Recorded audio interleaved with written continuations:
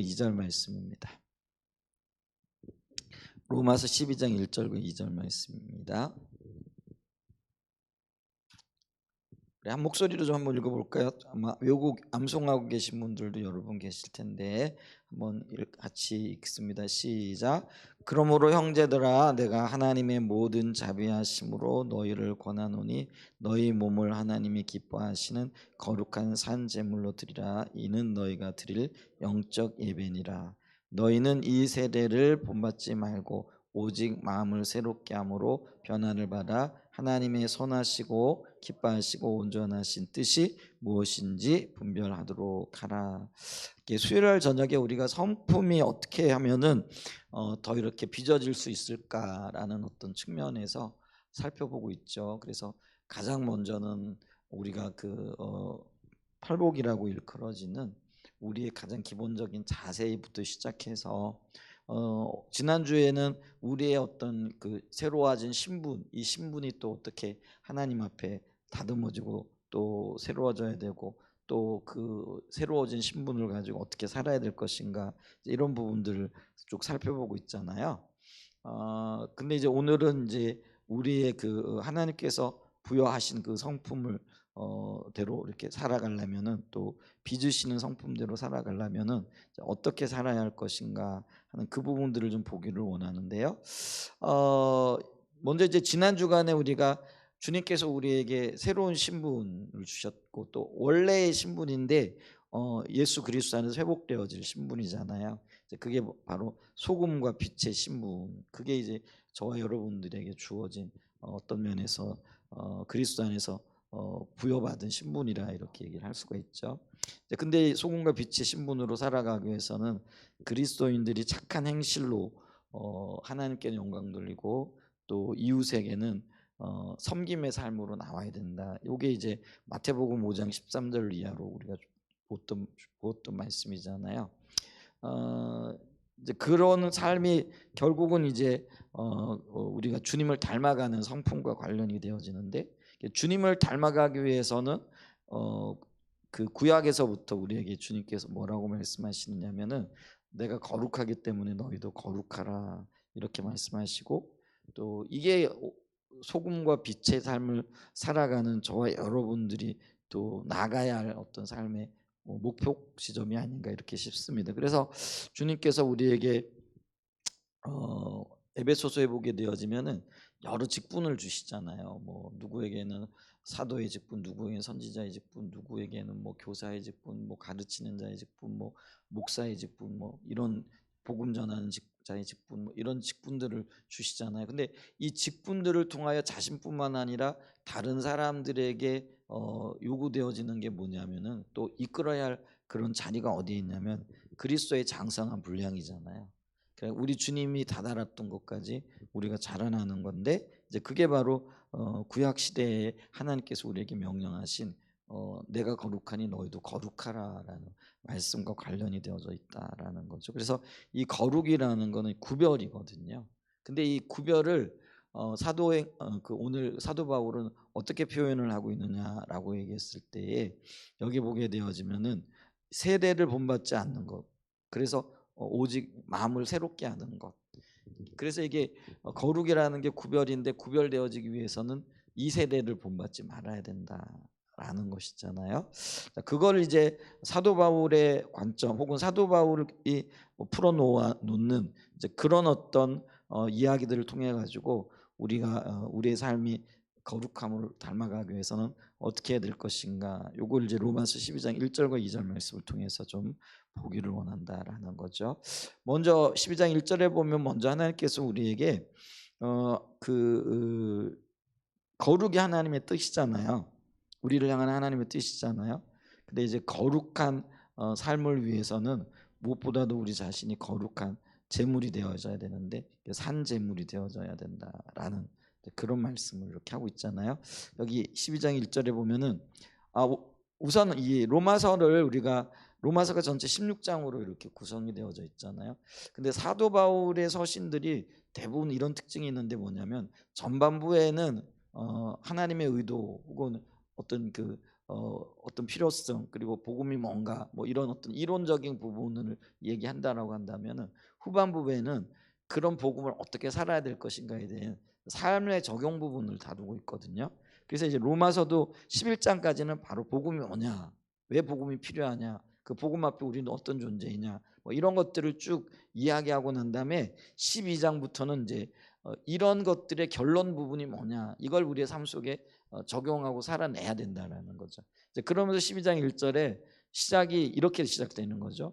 그러므로, 이 그러므로라는 게 결론적으로 이런 의미도 담겨져 있잖아요. 그러니까 너희들에게 내가 복음을 쭉 설명했어. 그러니까 복음을 이해하고 복음을 받아들인 사람들은 이런 삶을 살아야 돼. 이제 이러면서 이제 12장부터 출발하는 거예요.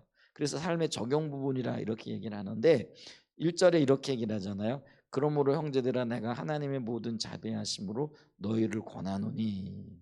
그래서 이 복음 자체가 하나님의 긍휼이고 자비잖아요. 베풀어 주신 그 하나님의 은혜로 인하여 내가 너희들을 권하는데, 그게 뭐냐면 너희 몸을 하나님이 기뻐하시는 거룩한 산 제물로 드리라. 이는 너희가 들을 영적 예배니라. 그래서 우리의 몸을 거룩한 산 제물로 드려야 된다라고 얘기를 하는데, 거룩한 산 제물이라는 거는 살아있는 제물이잖아요. 그러면은 살아있는 제물이 우리 몸으로 드려져야 되니까 삶이 주님 앞에 바로 드려져야 된다라는 그런 의미가 되겠죠. 자, 그랬을 때에 이 삶이 주님 앞에 바로 드려진다라는 게 뭔가, 그게 이제 구별과 굉장히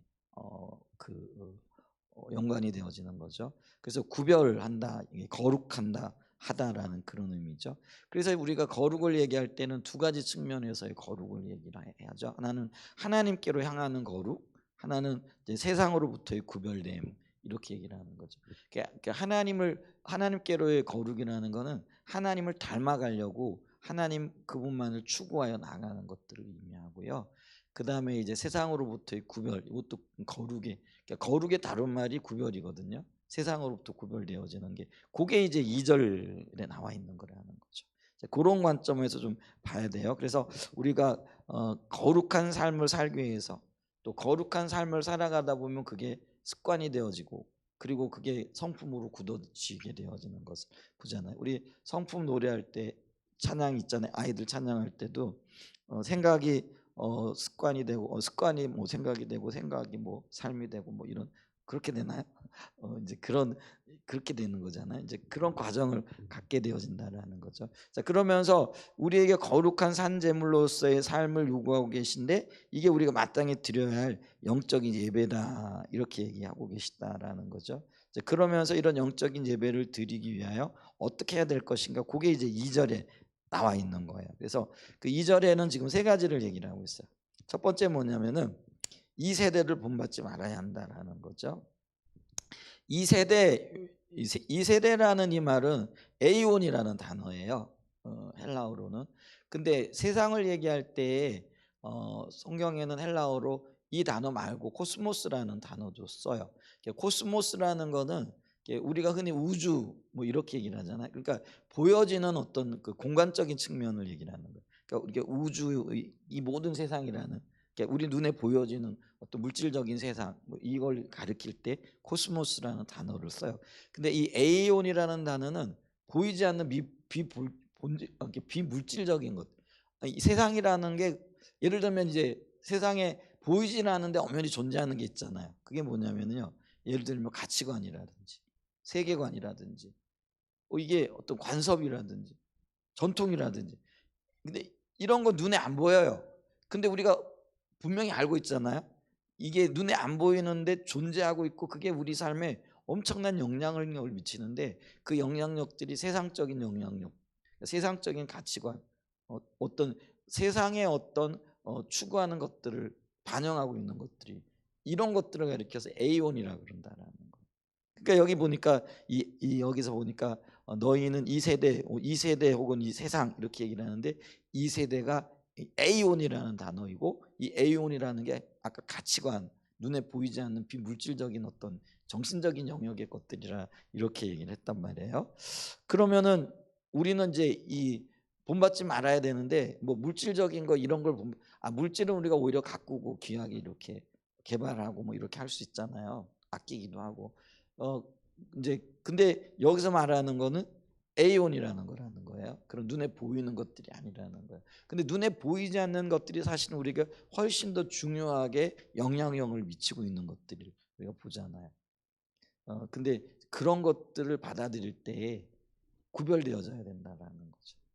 그럼 이제 이 세상의 가치관을 가지고 살아가는 삶의 모든 방식들을 얘기할 수가 있겠죠. 그래서 우리가 흔히 얘기하는 거짓 신앙 체계 속에 있는 뭐 율법주의라든지 아니면은 뭐 기복주의라든지 인본주의라든지 이런 것들도 이 세상의 가치관을 담고 있는 거잖아요. 그러니까 이런 것들을 벗어버려야 된다는 거예요. 이런 것들을 본받지 말아야 된다는 거예요. 그럼 이 본받지 않는다라는 말은 조금 더 구체적으로 얘기하면은요. 그것들을 사랑하지 않는다라는 말과 관련이 되어져 있어요. 여러분 사랑하면은 내가 그거를 마음을 쏟게 되어져 있고 심지어는 가꾸게끔 되어져 있고 그런 걸 추구하게끔 되어져 있잖아요. 그렇잖아요. 우리가 자녀들을 사랑하기 때문에 돌보고 또 자녀들을 사랑하기 때문에 공부도 시키고 자녀들을 사랑하기 때문에 원하는 것들도 들어주고 그렇죠? 사랑하게 되어지면 마음이 가고 마음이 빼앗기게끔 되어져 있다라는 거죠. 여러분 어디 가가지고 맛있는 음식 이렇게 먹으면은 제일 먼저 누가 생각나요? 우리 이 집사님 누가 제일 먼저 생각나요? 남편 생각이 나세요? 아니면 애들 생각나세요? 아니면 애들 생각나요? 우리 선희 집사님은 누가 제일 먼저 생각나요? 아이들 떼놓고 갔을 때 어디 진짜 맛있는데 어유 이거 너무너무 맛있다 이런 생각이 들 때 누가 먼저 생각이 나요? 남편 먼저 생각나요? 네. 아주 자식이 생각났든 남편이 생각났든 왜 생각나냐면 왜 생각나냐면 사랑하니까 생각이 나는 거예요. 아니 사랑하니까 우리 한번 같이 와가지고 좀 이 다음에 꼭 한번 먹었으면 좋겠다. 그리고 그게 굉장히 비싼 거라고 할지라도 야, 나 나중에 돈이라도 좀 모아가지고 와가지고 함께 밥을 먹었으면 좋겠다. 우리 사랑하는 남편도 사랑하는 아이들도 이거 한번 같이 먹었으면 좋겠다. 이런 생각하잖아요. 그게 사랑이거든요. 그러니까 본받지 말라는 거는 다른 말로 얘기하면은 그걸 사랑하지 말라는. 왜냐하면 사랑한다라는 건 마음이 빼앗기게끔 되어져 있다라는 거죠. 그러니까 세상의 가치관들을 사랑하면은 그 세상의 가치관들이 마음이 뺏기는 거예요. 그러면서 나도 그렇게 살아가고 있고 어느새 나도 모르게 그걸 추구하고 있고 그래서 이게 전염병이 있고 전염성이 있는가 봐요. 그러니까 왜냐하면 좀 다들 비슷하더라고요. 그러니까 한국 사회에 어떤 바람이 불어왔다 그러면은 한국의 모든 엄마들이 혹은 아빠들이 모든 아이들이 비슷하게 어떤 거는 우리나라 사람들이 비슷하게 입고 또 비슷하게 뭐 신고 비슷하게 추구하고 뭐 이런 것들 있잖아요. 또 뭐 예를 들면 신발 같은 것도 그렇고요. 옛날에 뭐 애들 입고 다니는 옷 같은 것도 이런 거 있잖아요. 그래서 우리 뭐 처음에 뭐가 나왔죠? 겨울에 왜 긴 뭐죠? 롱 롱패드, 롱패드 뭐 이런 거 나올 때도 보면은요, 특별히 뭐 특정한 어떤 메이크업 그리고 아이들이 그런 거 안 입으면 큰일 난 것처럼 막 생각하고 떼쓰고 그래가지고 다 입고 다니고 뭐 이런 것들이 있잖아요. 그게 참 신기해요. 우리나라 사람들이 그런 게 강한가 봐요. 누가 하나 뭐 한다 좋다 그러면 전부 다 그걸 하고 있는 거죠. 이제 그런 의미에서 보게 되어지면은 이제 그런 것들이 그게 세상 사람과 이 세대와 관련되어진 이제 그런 게 조금 더 정신적인 거라든지 뭐 이런 것들이 가게 되어졌을 때 우리도 모르게요 이 사단으로부터 조종받을 수 있는 이제 그런 어떤 영역들이 있을 수 있다라는 것이죠. 자, 그래서 이 세대를 사랑하는 자들은요 어떤 의미에서 보면 철저하게 하나님을 떠나 있는 사람들의 삶의 모습이다 이렇게 얘기할 수 있잖아요. 그래서 하나님의 어떤 말씀에 기초한 하나님 중심적인 삶이라기보다는 자기의 원함에 기초한 자기 중심적인 삶을 추구해 가는 거죠. 근데 그게 이 세대의 삶의 방식인데 그런 이 세대의 삶의 방식을 우리가 받아들이는 거죠. 사랑하게 되는 거죠. 그게 이제 본받는 거잖아요. 근데 사도 바울은 엄격하게 뭐라고 얘기를 해요? 그거를 본받지 말아라. 사랑하지 말아라. 그래야만이 거룩해질 수 있다라는 거. 그러니까 우리가요 표현이 좀 그런데 세상 사람들과 똑같은 가치관과 세상 사람들이 추구하는 똑같은 것들을 따라 나가게 되어지면은요 우리 자신도 모르게 세상에 동화되어지는 거죠. 세상에 동화되어지게 되어지면 그 가치관 자체가 하나님 없는 가치이기 때문에 하나님과는 점점 멀어질 수밖에 없다라는 거예요. 그런데 이 땅의 대부분의 것들이 바로 우리로 하여금 하나님을 떠나게 하는 어떤 문화들 혹은 그런 어떤 장치들이 우리 주변에 곳곳에 널려 있더라는 거예요. 예를 들면 우리 TV, 요즘은 뭐 TV보다는 이 핸드폰으로 이제 각자 개인이, 옛날에는 가족들이 이제 거실에 앉아가지고 뭐 텔레비전을 보든지 뭐 오락을 같이 즐기든지 이랬는데 요즘은 각자 방에 들어가가지고 핸드폰 들고 있잖아요. 앞으로 나중에 핸드폰도 그거 영상 보려면 더 큰 걸로 나올래나 이런 걸 모르겠는데 하여간 이제 핸드폰 들고 다 이러고 있잖아요. 요즘 제가 가끔 이렇게 우리 가족이 넷인데 때로는 넷이 다 각자 이러고 있더라고. 야, 그러면서 이거 진짜 심각한데 부부가 한 침대에 누워 있어요. 제가 이제 예전에는요 우리 제 아내하고요 대화를 굉장히 많이 했거든요. 근데 요즘 대화가 별로 없어요. 근데 없는 이유가 뭔가 이렇게 봤더니요 피곤하니까 귀찮기도 하고 그냥 무의식적으로 이걸 이렇게 보고 있더라고요. 그 같은 침대에 누워가지고도요 나는 이렇게 또 이렇게 하고 있는 거죠. 그리고 서로 시끄럽다고 얘기하는. 내가 봐야 되니까 당신 좀 나가, 좀 밖에 나가서 보든지 뭐 이런 어떤 정말 심각한 상황들이 참 펼쳐지고 있어요. 근데 있잖아요, 이런 것들이 우리도 알게 모르게 사실은 이제 가족들 간의 어떤 유대 관계보다도 중요한 가치들 뭐 이런 것들을 사실은 무너뜨리고 있거든요. 근데 그런 것들이 이 세상의 어떤 가치관들로서 우리가 살아야 할 어떤 삶의 올바른 가치관들 또 배워야 할 것들을 못하게 하는 역할들을 하는 거죠. 그게 이제 세상의 어떤 도구들. 그러니까 이게 세상의 어떤 면에서 세상 사랑하는 걸 부추기는 역할과 도구를 맡고 있는 것들이 텔레비전이라든지 뭐 요즘은 뭐 영화관 정말 뭐 어 영화 구경 가본 지 참 오래되긴 했는데 1년이 넘었나요? 2년이 넘었나? 작년 재작년 명절 때 설 명절 때 영화관 가보고는 못 가봤네요. 그때 이승만 뭐 이렇게 나왔을 때 그때 뭐 그거 보러 갔던 기억이 있는데 그러니까 스포츠도 그렇고요. 뭐 하여간 뭐 오락 뭐 이 모든 어떤 것들이 그리고 이제 외모지상주의 뭐 물질 만능 지나친 소비 심리 소비 추구 뭐 이런 모든 것들이요 사실은 세상을 대변하고 있고 이제 그런 것들이 우리로 하여금 세상을 사랑하게끔 유혹하는 도구들이 되어졌다라는 거죠. 근데 우리는 이런 것들의 위험성을 알아야 돼요. 근데 너무 친숙한 거예요. 이게 위험하다라는 사실 자체를. 그리고 특별히 아이들에게요. 우리 부모님들 굉장히 조심해야 되는 게 뭐냐면 이 아이들이 아직 뇌 구조라든지 이런 어떤 성격이 형성되어지지 않는데 칭얼거린다고 그걸 이 정말 어렸을 때 아이들 이 핸드폰 쥐어줘 가지고요. 그냥 그거 보게 하더라고요. 근데 그거 진짜 위험해요. 뇌과학자들이 이구동성으로 하는 얘기예요. 우리 아이들이 아직 여기 뭐 뇌과학적으로는 이 전두엽이 어쩌고 후두엽이 어쩌고 저는 아무것도 모르겠어요. 근데 얘기를 들어보면은요, 이 전두엽이 발달되기 전에 이런 것들에 노출되어지기 시작하면 그게 중독 현상이 나타나는 거예요. 그러니까 평생 이 아이들은요 핸드폰의 노예가 되어질 수밖에 없어요. 딱 갇혀 지낼 수밖에 없다라는 거예요. 그래서 진짜 조심해야 돼.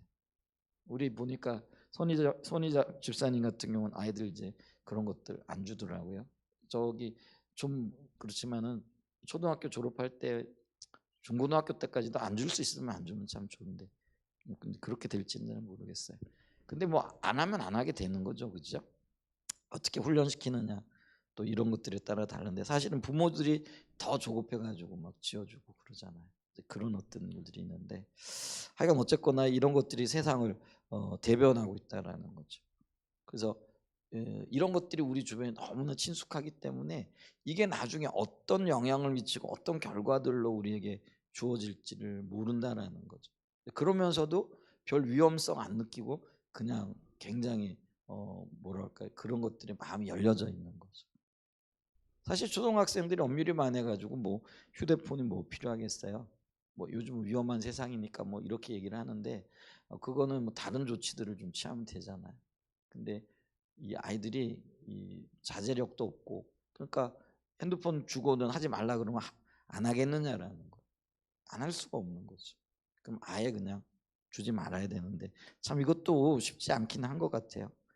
근데 이런 것들이 어떤 면에서는요, 우리로 하여금 세상을 닮아가고 세상을 사랑하고 세상을 본받게 하는데 굉장히 중요한 도구로 기능하고 있다라는 거예요. 이게요, 선기능이 있고 악기능이 있잖아요. 근데 이 선기능이 있음에도 불구하고 그 배후에 악기능이 있다라는 것들을 우리가 기억해야 된다라는 거. 그럼 어떻게 하면 악기능들을, 좋지 않은 어떤 기능들을 잘 이렇게 좀 조절할 수 있을까? 이걸 고민해야 되는 그런 영역이기도 해요. 그러면서 뭐 저에게도 하는 얘기지만 여러분들도 뭐 자유롭지 않은 거죠. 핸드폰이나 이런 것들 굉장히 조심해야 될 영역입니다. 그런 것들이 우리로 하여금요, 세상을 우리는 그게 의식하지 못한 채로 노출되다 보니까 노출되는 빈도가 높아질수록 그 어떤 그게 대해서 둔감해지는 거예요. 근데 그게 둔감해졌다라는 게 세상과 점점 더 가까워지고 있다라는 그런 의미도 되잖아요. 그러면서 우리가 그거를 무의식적으로 받아들이게 되어지는 그런 지경에까지 갔다. 근데 이 사도 바울은 물론 그 시대는 핸드폰도 없었고 뭐 텔레비전도 없었고 오락거리 뭐 이런, 근데 뭐 그 시대도 그 시대 나름대로 오락거리가 있었을 거예요. 세상을 반영하는 거. 예를 들면 로마 시대에는요, 예를 들면 성적인 타락이 굉장히 요즘보다 더 있었다 그래요. 특별히 동성애라든가 이런 것들은요, 도에 지나칠 정도로. 예를 들면 왜 폼페이우스의 대지진이 나가지고 화산이 너무 급하게 용암이 흐르는 바람에 사람들이 피하지도 못하고 거기에 죽은, 그래서 뭐 목욕탕 이런 데에서 옛날에는 그게 여기 가족들, 그러니까 뼈만 있으니까 이게 일가족들일 거라 이렇게 생각을 했다라는 거죠. 근데 요즘은 이제 이 뼈들을 보고 이게 DNA가 검사가 되어지고 이게 남자인지 여자인지 연령이 어느 정도 이게 다 나오나 봐요. 그렇게 봤더니 대부분 그런 어떤 가정의 모습이었을 거라고 여겨졌던 것들이 죄악의 현장들이었던 것들이 밝혀지고 있잖아요. 그러니까 이 로마 시대도요, 즐길 거리, 뭐 먹을 거리, 뭐 죄악거리 이런 것들이 차고 넘쳤어요. 근데 우리가 기억해야 될 것은 죄는요, 어떤 면에서는요, 이 그 기쁨의 요소들이 있어요. 죄 지을 때 처음엔 기뻐요. 기쁨이 있으니까 그거를 하는 거예요. 우리 그렇잖아요. 근데 그게 나중에는 감당할 수 없는 걸로 돌아오게 되어져요. 그게 이제 미혹이 있고 유혹거리가 있다라는 거죠. 그래서 사도 바울은 이런 미혹거리들에 따라가지 말아라, 노출되지 말아라, 이렇게 지금 권면하고 있다라는 것들을 우리가 기억해야 됩니다. 자, 그래서 이 세상을 사랑하지 말아야 된다, 본받지 말아야 된다. 지금 이걸 얘기를 하고 있고요. 그 다음에 이제 두 번째로 뭘 얘기하고 있느냐면 거룩한 삶을 위해서 하는 얘기예요. 마음을 새롭게 하래요. 자, 마음을 새롭게 하되 그 새롭게 한다는 게 구체적으로 뭐가 되어지냐면 변화가 나타나야 된다라는 것이죠. 그래서 아까 얘기했던 거 있잖아요. 그 세상 것들을 본받지 마라, 사랑하지 않는다. 이거는 이제 어떤 면에서는 피하는 거잖아요. 근데 피하는 것만 가지고는 충분치 않다라는 거예요. 안 하고 피하는 게 아니라 적극적으로 이런 것들을 극복해 나가고 또 어떤 면에서는 정복해 나가야 될 어떤 것들을 이렇게 말씀하고 있다라는 거죠. 여러분 있잖아요. 우리가 피한다고 해가지고 그게 없어지는 게 아닌 거죠. 예를 들면 제가 이제 주일날에는 흰 와이셔츠를 입잖아요. 그럼 이제 흰 와이셔츠 같은 경우는 이게 때를 탈 그런 확률이 많은 거죠. 그래가지고 굉장히 조심해요. 먹을 때도 조심하고. 근데 어떨 때는 밥 먹다가 여기 김치 국물 흐르고 뭐 이렇기도 하고 이렇게 오염되기도 하는데, 근데 어쨌거나 흰 와이셔츠 같은 거 입고 굉장히 조심하잖아요. 근데 아무리 조심해도요, 이 흰 와이셔츠가 있잖아요. 하루 지나고 나면은요, 굉장히 어떤 부분이 들어오진 게 아니라 전체적으로 들어오죠. 그 이유가 뭐냐면요, 이 공간 전체가 오염되어 있고 먼지가 많기 때문에 그래요. 그러니까 눈에 보이지는 않아요. 근데 오염되어져 있기 때문에 하루 이틀, 그러니까 와이셔츠 이틀 입기가 쉽지 않잖아요, 그죠? 대부분 우리나라는 그래요. 왜냐하면은 이게 보이지 않는 어떤 이 공기나 이런 것들이 굉장히 오염되어져 있기 때문에 그래요. 그러니까 있잖아요. 더러운 것 안 만진다고 더러운 거 피한다고 안 더러워지는 게 아니라는 거예요. 그러니까 피하는 것만 가지고는 안 된다라는 거예요. 어떻게 해야 돼요? 그 적극적으로 그런 것들을 제거해 나가야 된다라는 거죠. 그러니까 극복해 나가야 되는 어떤 것들이 필요하다라는 거죠. 그렇기 때문에 그런 거를 그럼 어떻게 해야 되느냐? 그러면은 이제 이 세대를 본받지 않는 것과 비례해 가지고 혹은 반비례해 가지고 그러면은 하나님 기뻐하시는 거 뭐냐라는 거. 하나님 중심적인 삶 가운데 서게 되어질 때 하나님이 우리 가운데 원하시는 게 뭐냐? 하나님이 우리가 어떤 삶을 살기를 원하시는가? 이런 것들에 대한 관심을 더 적극적으로 가져야 된다라는 거죠. 그래서 죄 짓지 않는 것, 죄를 피해 다닐 뿐만 아니라 적극적으로 주님의 길을 찾아 나가야 된다라는 거예요. 그래 여러분 예를 들면 그래요. 술집 안 가고 뭐 집에 그냥 우두커니 앉아만 있다고 해가지고 문제가 해결되는 게 아니에요. 그러면 우두커니 앉아 있을 게 아니라 그 시간에 뭘 해야 된다는 거예요? 주님의 길을 적극적으로 찾아야 된다. 그러니까 기도를 하든지 말씀을 읽든지 생산적인 어떤 일들을 하든지 이해가 되시죠? 그럴 때 우리의 삶에 우리의 마음이 더 새로워지고 변화되어질 수 있다라는 거죠. 그리고 또 기억해야 될 건 뭐냐면은요.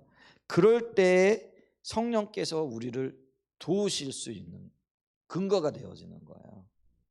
그러니까 있잖아요. 성령께서는 물론 어떤 때는 강권적인 은혜를 베풀기도 하시지만은요. 성령이 일하시는 어떤 그 원리라 그럴까 이건 뭐냐면은요. 구하고 찾고 두드리는 자를 통해서 일하신단 말이에요. 그런 자들을 통해서 일을 하고 계신 것들을 이렇게 보죠. 그 오늘 2절에 보게 되어지면은 여기 이렇게 본받지 말라, 뭐 새롭게 하라, 변화를 받아라, 뭐 그리고 분별하라. 요게 이제 동사형이잖아요. 근데 세 개의 동사형이 쓰여졌다라는 거죠. 근데 여기 이제 보면은요, 그 변화받아라, 뭐 또 본받지 말아라, 뭐 분별하라. 요 세 동사 중에 이 변화 우리가 지금 얘기하고 있는 몸의 변화를 받으라. 요게 요 동사만이 수동태로 쓰여져 있다라는 거예요. 수동태로 쓰여져 있다라는 거는 자기 스스로 할 수 있는 영역이 아니라는 거예요. 요게 굉장히 중요해요.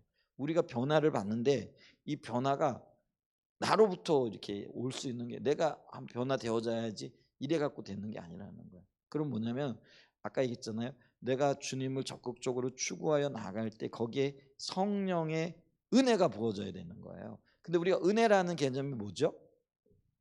은혜가 하나님의 뜻을 또 하나님의 속한 것들을 행할 수 있도록 도우시는 하나님의 살아계신 임재의 능력이라고 그랬잖아요. 그러니까 은혜가 다른 말로 얘기하면 능력이에요. 어떤 능력? 주님이 그 일을 할 수 있도록 도우시는 영역이. 그러니까 변화가 필요한데 변화를 이루어낼 수 있는 힘이 내게는 없는 거예요. 근데 아까 얘기했잖아요. 우리의 마음을 변화를 받기 위하여 그냥 가만히 있는 게 아니라 적극적으로 주님을 찾고 추구하여 하나님을 기쁘시게 할 일들이 뭔가 이런 것들을 찾아 나가요. 그럴 때 주님이 오셔서 우리에게 뭘 베푸신다고요? 살아계신 성령의 임재의 능력, 그러니까 은혜를 베푸신다라는 거예요. 그래서 주님의 은혜가 우리에게 부어질 때 어떻게 되는 거예요? 그곳에서 변화의 역사가 일어난다는 거죠. 그래서 변화는 그 주체가 성령의 역사예요. 우리로부터 시작되어지는 게 아니라는 거죠. 그래서 우리가 주님을 적극적으로 추구하여 나갈 때 은혜를 받는 그런 역사가 있기를 예수님의 이름으로 가는 축복하고 축복드립니다. 그래서 변화의 주체가 성령이며 그래서 이렇게 성령님이 일하실 때 물리적인 변화가 아니라요 화학적인 변화가 일어나는 거죠. 근데 이제 재밌는 거는 본인은 화학적인 변화를 겪었다고 하는데 어떤 경우는 화학적인 변화가 아니고 전혀 그냥 뭐죠? 그 물리적인 변화, 약간 형태만 바뀐 것 같은 그런 경우들이 참 많이 있더라고요. 뭐 이제 뭐 그걸 우리가 평가할 수 있는 건 아니지만은 진짜 성령께 사로잡혀야 돼요. 저와 여러분들이 성령께 사로잡힐 때에 정말 화학적인 변화라는 거는 근본이 바뀌었다라는 그런 거를 진짜 완전히 뒤집어지는 거야. 완전히 그냥 뒤집어지는 그런 역사를 얘기하는 거잖아요. 물리적인 거는요 변한 것 같은데 변한 게 기본적인 성질이 하나도 안 바뀌었어요. 그래서 우리가 물리적인 변화가 아니라 화학적인 변화를 받아야 되는데, 그게 이제 사도 바울이 우리에게 너희가 화학적인 변화를 받아라, 마음의 변화를 받아라, 화학적인 변화를 받아라. 이게 성령의 은혜로만 가능하다. 지금 거룩해지기 위해서는 은혜를 받아야 돼. 성령의 은혜를. 이제 그다음에 이제 세 번째가 뭐예요? 이제 새롭게 함으로 마음을 새롭게 함으로 변화를 받아요. 그다음에 하나님의 선하시고 기뻐하시고 온전한 뜻이 무엇인지 이제 분별해야 된다. 여기 이제 우리에게 분별의 어떤 지혜가 부어져야 되는데, 어떤 분별이 있으냐면은 하나님의 선하심이 뭐고 기뻐하심이 뭐고 온전하신 뜻이 뭔가, 이런 거를 이제 분별할 수 있어야 되는 거죠. 이것도 결국은 뭐 전체적으로 보게 되어질 때는요, 성령이 부으셔야 돼요. 왜냐하면 지혜의 근원이 성령이시잖아요. 근데 이 분별은 이게 지혜의 영역이잖아요. 그러니까 우리가 성령 은사들을 얘기할 때도 이 분별의 은사들이 있다 그랬잖아요. 지혜와 지식의 말씀의 은사들, 뭐 또 이런 어떤, 이게 이제 분별과 굉장히 밀접한 연관이 있고, 또 영분별도 이게 하나님의 지혜와 굉장히 연관이 되어지는 거잖아요. 근데 이게 주님의 지혜가 부어져야 되는데, 근데 어쨌거나 하나님의 선하심을 알아야 된다라는 거예요. 이 하나님의 선하신다라는 거는 아가토스. 우리 저기 예전 교회 옆에 우리 2층 공간을 아가토스관이라 이렇게 얘기를 하잖아요. 성교관은 이름을 아가토스라는 게 선하다, 영어로 얘기할 때 굿이라는 거예요. 좋다라는 그런 의미잖아요. 그러니까 하나님의 일반적인 어떤 선하심들, 일반적인 원리와 이런 것들이 있다라는 거죠.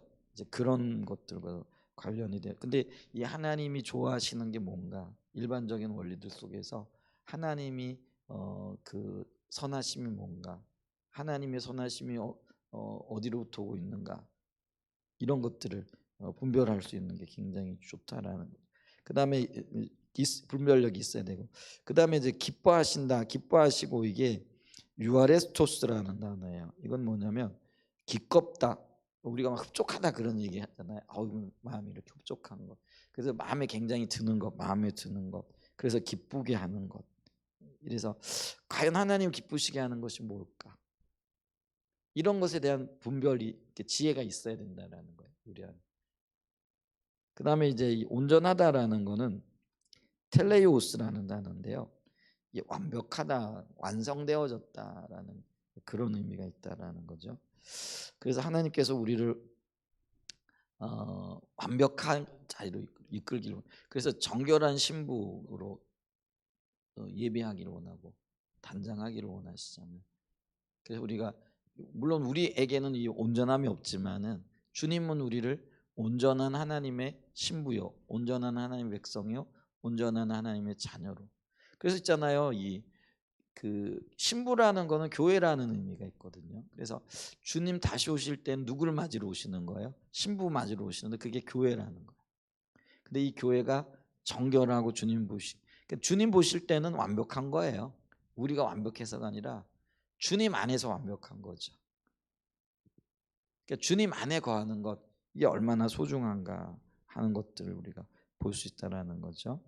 그래서 이게 12장 9절 이하에 보게 되어지면은요, 이 선하시고 기뻐하시고 온전한 뜻을 위하여 우리에게 요구되어지는, 어떤 면에서 성도들이 가져야 할 기본적인 삶의 태도와 덕목들에 대해서 쭉 설명을 해줘요. 그러니까 12장 1절과 2절 그다음에 3절이 이게 지금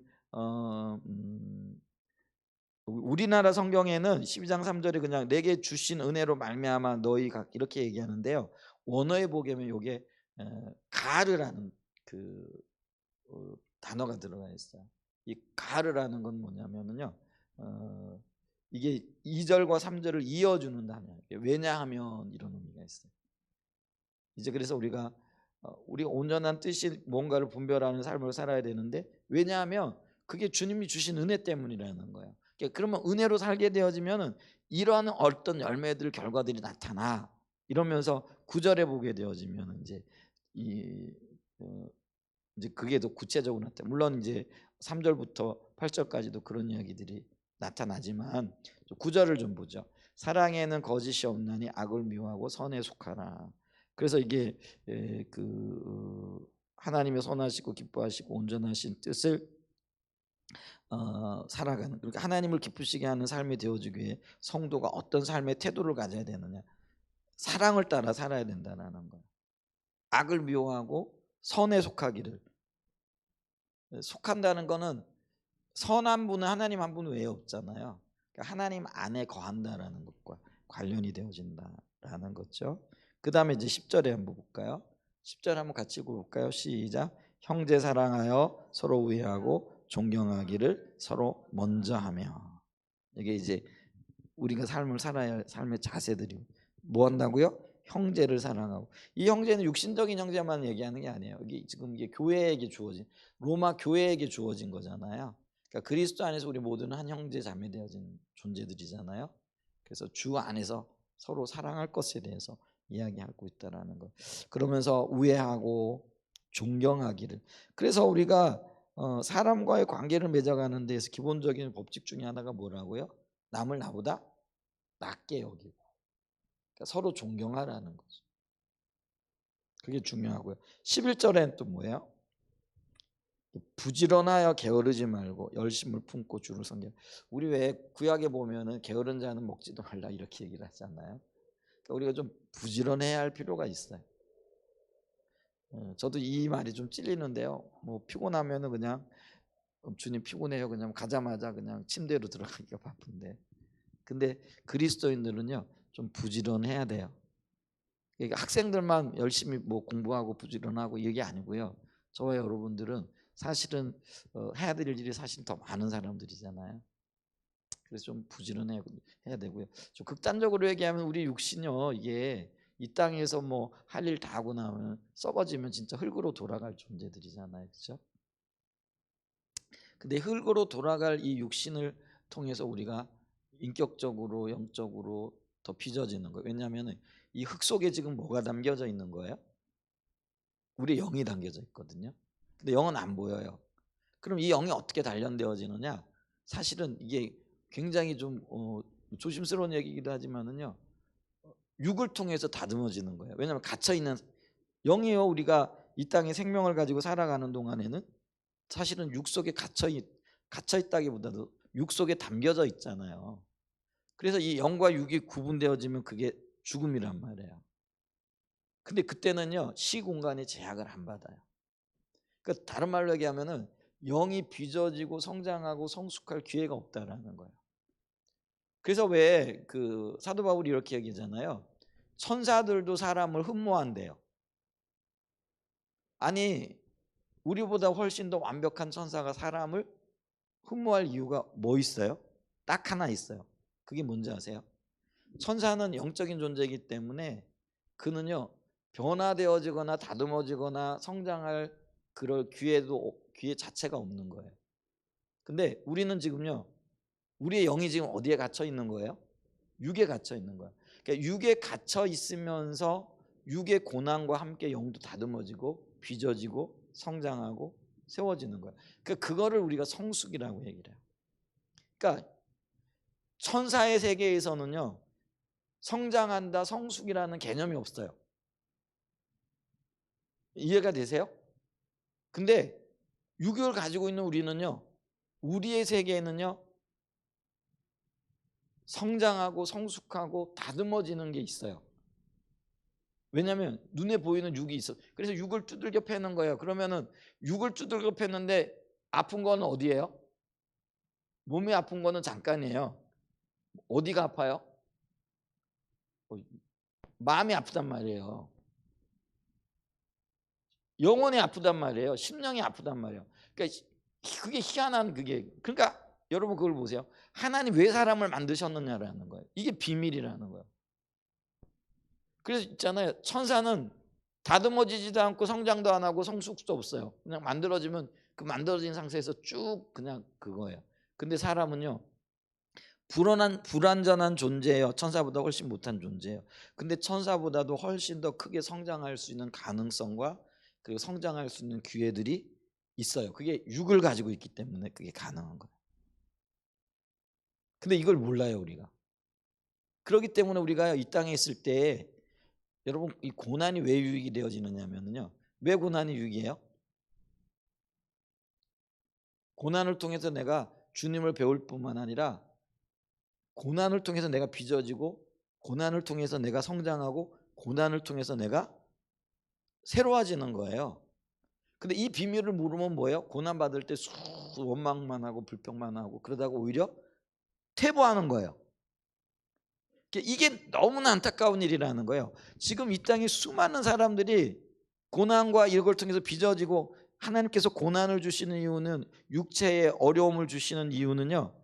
빚어지고 하나님의 새로운 성품을 닮아가고 더 정말 그 근본적으로 더 성숙할 수 있는 그 수많은 기회들을 지금 주고 계신 거거든요.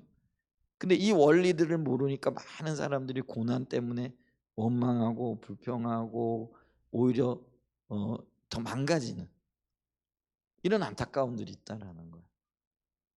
천사들이 볼 때요, 그게 너무 얼마나 안타깝겠어요. 이 천사들이 볼 때 모세처럼 쭉쭉쭉쭉쭉 빚어져 가고 이러면 와 천사들이 부러워하는 거예요. 근데 오히려 이 고난이나 어려움을 보고 그냥 더 퇴보하는 분들 있잖아요. 그게 더 망가지는 거예요.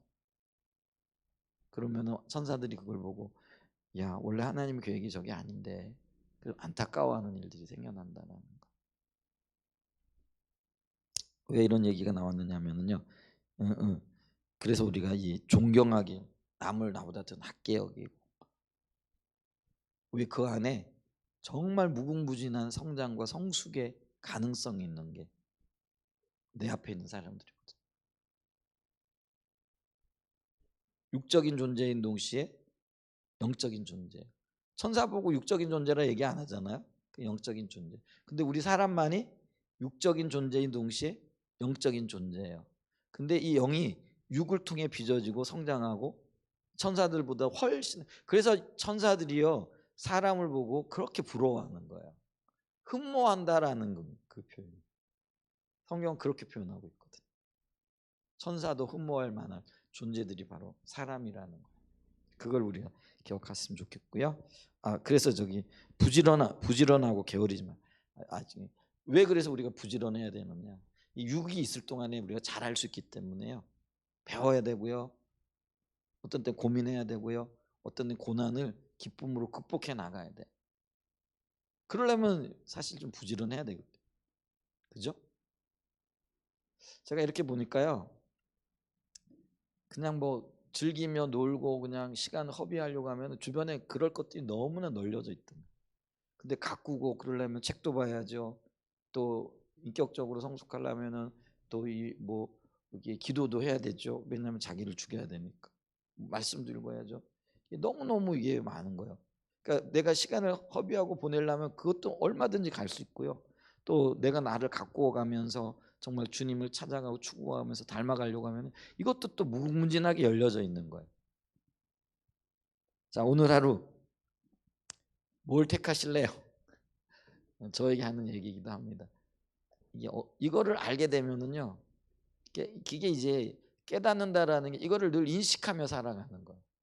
근데 우리는 잊어버리거든요. 그냥 편안하고 즐겁고 그냥 육을 만족시켜 줄 만한 그게. 근데 육이 만족하는 게 그게 결국 내게 유익이 아닌 거거든요. 육은 좀 괴로워도요. 이것 때문에 내가 고민하고 이것 때문에 내가 자라나고 이것 때문에 내가 뭐 어떤 유익, 영적인 유익을 얻는다면 그게 무궁무진한 그게 상급이고 복이 되어집니다. 아멘. 게으르지 말아야 돼요. 그러니까 게으르지 말고 부지런하라 하는 이야기가.